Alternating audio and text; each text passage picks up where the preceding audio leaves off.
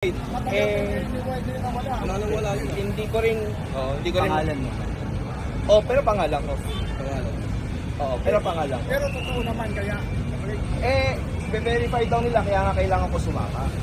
Be-verify nila. So ngayon, alanganing oras, syempre hindi na makakalabas ng kulungan.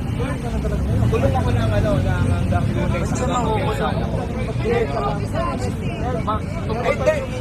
Yun nga kasi kung hindi na nila ako ma-verify kung walang kaya nakarating na mapadiditin talaga ako.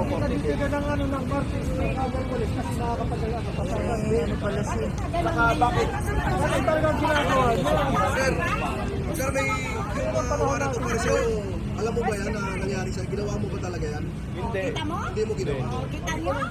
Alam na nung sino nagawa nila. Magkano presyo ng bouncing check na yun? Magkano yung presyo? Bossing, magkano presyo ng bouncing check? Wala ring nakasulat na magkano ang pumotok. Pero ang piyansa is 2,000 pesos. 2,000 pesos. Yun ang piyansa. Ngayon kasi biyernes na. Lunes na. Hindi, wala ka nang Sarado na yung office.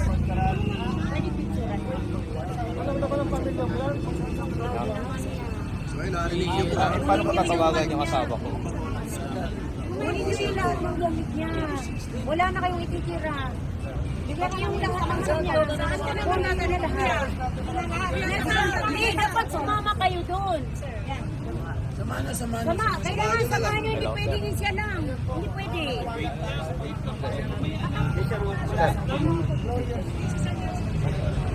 Hindi kami magkarinigan eh. Oo, sir. Kuhanin mo yung mga mo. Lahat yan. Kuhanin mo. Oo. Iwan ko nga. Fair naman. Oo. Sobrang unfair. Sobrang unfair. Sige, sir. Wala sa oras yun eh. Wala sa oras. Iniwan ko na yung cellphone ko. Wala naman pwede mo na kang ititira dyan. Wali-wali. basta makita ka lang. Patiwali? Sige na, kami na parang sure. Atin na kami kung Kasi, Dali na, hindi pwede mo na kami. Tuso sila, tuso tayo. sige sir, sunod na lang kayo. No? Sige sir. Grabe, this is ano talaga, napaka... Ang wala ka sa akin, lahat ng gamit mo ibigay mo sa kanya.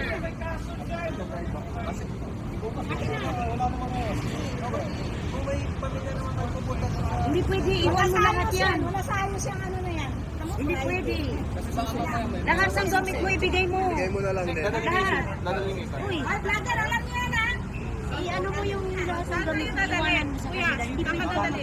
Sa Makati po, sa Makati sa Hindi pwede guys. sa istasyon. Sa station. Kailangan yung samahan, huwag yung iwan kayo. Sa school. Kailangan yung huwag. Malapit lang dito, sir. Kamay ni Ano Bis. na, sabihin mo sa samahan natin. Hindi, pero hindi kasi kailangan talaga ma-clear kung saan siya dadalhin. Hindi po pwedeng iwanan nyo to. Pero pwede mo siya mag-clear.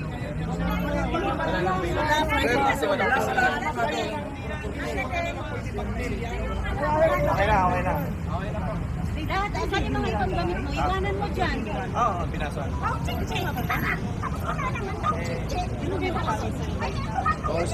Bouncing check, kaso hindi niya alam na wala daw siyang alam doon. Bouncing check. Si Kuya Nelson ito, channel 167. Sir, pwede kami sumama? Hindi pwede kayo magpaalam. Sasama talaga kayo. Hindi pwede. Hindi pwede. Magpapaalam pa kayo. Sasama sa kahit saan. Ano pa tayo? Sasama kami. Ang tawag yan, Lahat, sama. Lalo na lahat tayo. Sasama tayo. Hindi mo lang pag-iwan. Trabaho lang yan, tama. Trabaho lang yan kay sir. Kaya niyo si sir, trabaho lang yan.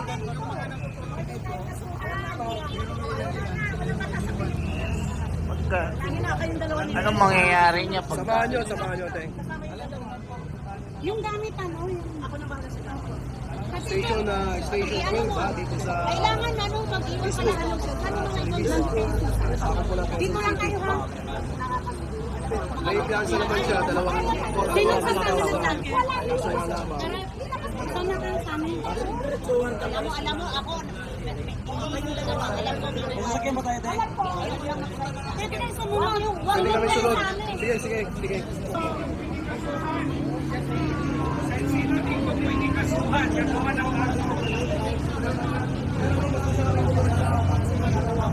Nakakatakot naman mga kababayan.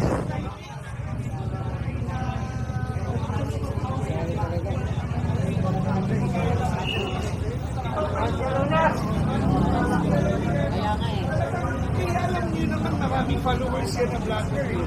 Tapos talagang patahimikin talaga. So marami sa atin yan. Operation. Pakinggan yan. Oo, oppression yan. Gusto talaga na abusalan yung ating mga yung karapatan natin. Ingat-ingat tayo kasi tayo talaga baka babalikan tayo yan.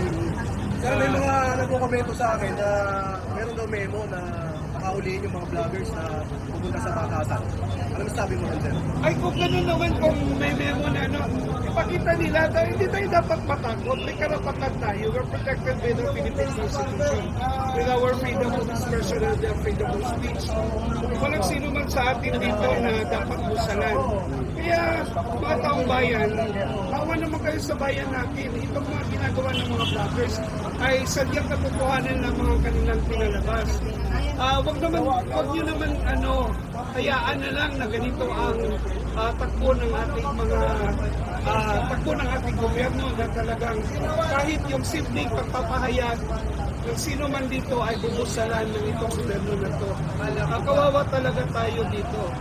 Lahat hawak nila mula sa militar, tsaka PNP, mga korte, hawak nila. Kaya tayo mga vloggers dito, ingat-ingat po tayo. Alam natin kasi mamaya sino na naman ang dito gagawa ng kaso, gagawa ng kasalanan. Anong nangyari sa kanya? Matagal na yun? August ba yun? Ano ba? August 16 daw. Tapos dito pa talaga para may magiging impact dito sa mga nagsusuporta na ayaw natin yung gobyernong tiwali. Talagang talaga ito, pagbabalahura ng karapatan ng ating mga mamamayan, ng mga simple at mga ordinaryo mga tao na gusto lamang may pahayag yung tama, yung totoo at walang kinikilingan, yung totoong serbisyo para malaman ng iba, lalo na sa mga tao na walang alam at hindi nila alam. Kaya po, tayo ingat po tayo. Yan lang po. Sir, silent martial na ba tayo? Ay, talaga naman. Talagang hindi tayo dapat mapagpakapati. Silent martial talaga to. Ayun na, meron na tayong in-examplean dito. No? Na isang vlogger talaga na hinuli nila dito pa talaga. Hindi naman huli nila sa bahay o kung saan. Ang problema, iba ang address. Walang address. Mali ang address. Ayun na nga, kung personal yun, huwag naman sana ginawa nila dito yun. Diba? Ayun na nga. I-verify pa. Ayun ang gagawin natin talagang hawak-hawak tayo, kapit-kamay tayo. Lahat tayo mga Pilipino na may alam at alam natin na napupusan itong gobyernong ito. Dapat talaga ilabas natin kung ano ang katotohanan. Ilabas natin magkaisa tayo. Ito, sa social media, yun ang tunay na rally natin. Kasi hawak nila ang kalsada. Dito tayo sa social media, makikibaka. Diyan natin ilabas ang tunay na pangyayari sa ating bansa. Dahil hindi na ipalabas ng tunay ng mga mainstream media. Merong mga programa na talagang independente lamang. Iilan lamang ng mga programa ng mainstream media na nagpapalabas ng totoo. Pero kadalasan, yung mga report, lalo na yung sa oras na nanonood ang mga tao, puro lang talaga kasiraan sa ating dating Pangulong Duterte at Vice Presidente.